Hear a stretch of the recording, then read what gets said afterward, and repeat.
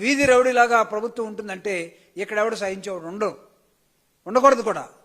కాబట్టి వైఎస్ఆర్ కాంగ్రెస్ పార్టీ తరఫున సాక్షి మీద మీరు చేసినటువంటి రాత్రి దాడిని తీవ్రంగా ఖండిస్తున్నాం. సాక్షి యాజమాన్యంతో పాటు అదేవిధంగా ఎడిటర్గా ఉన్నటువంటి ధనుంజయ రెడ్డి గారి మీద మీరు చేసినటువంటి అర్ధరాత్రి ఇల్లు సోదా చేశారు, కేసు పెట్టారు, వాయిదాలకు అటెండ్ అవుతా ఉన్నారు.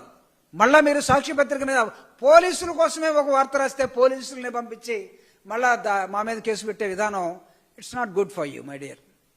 ఎవరైనా కానీ పోలీసులు కూడా అర్థం చేసుకోండి, ప్రభుత్వం అర్థం చేసుకోవాలి. ఖచ్చితంగా ప్రజల్లో తిరుగుబాటు అనేది ప్రారంభం అవుతుంది. జగన్మోహన్ రెడ్డి గారు కదిలితే ప్రజలు కదులుతున్నారు.